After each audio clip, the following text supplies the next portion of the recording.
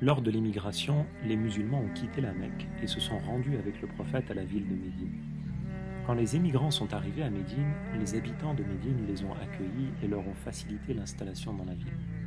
Leur situation a été facilitée, sauf que quand ils ont voulu boire, ils ont trouvé que le goût de l'eau à Médine était différent du goût de l'eau qu'ils buvaient à la Mecque. Ils ont trouvé cette eau difficile à boire. Cette époque, les gens de Médine étaient éprouvés par le manque d'eau douce. Les musulmans devaient se rendre auprès de l'unique puits de Médine pour y puiser l'eau douce après avoir payé au propriétaire du puits un montant important. Ce puits s'appelait le puits de Rouma. Ce puits appartenait à un non-musulman de Banu Israël qui était très attaché à l'argent.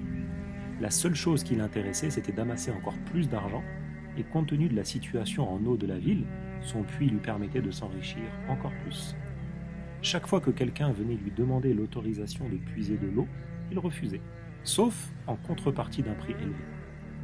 Face à cette situation, le prophète alayhi salatu wassalam, a réuni certains de ses compagnons qui étaient riches dans le but de trouver une solution pour alléger l'épreuve des musulmans. Et parmi ses compagnons, il y avait Uthman ibn Affan.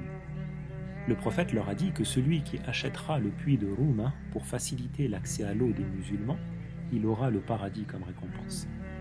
Uthman, quand il a entendu cette demande du messager, il a réfléchi à comment procéder et il s'est empressé de partir pour régler cette affaire.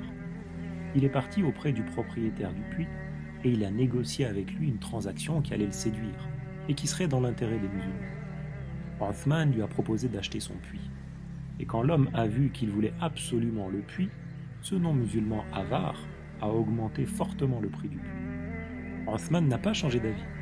Il a poursuivi les négociations avec l'homme jusqu'à ce qu'il trouve un accord. Uthman sera propriétaire de la moitié du puits et l'homme gardera la propriété sur l'autre moitié. L'objectif de Uthman était que les musulmans puissent profiter de l'eau sans avoir besoin de payer. L'homme a été d'accord pour lui vendre la moitié du puits, mais il restait à fixer les modalités de l'utilisation du puits. Est-ce qu'il puise un seau chacun son tour, 2 seaux chacun?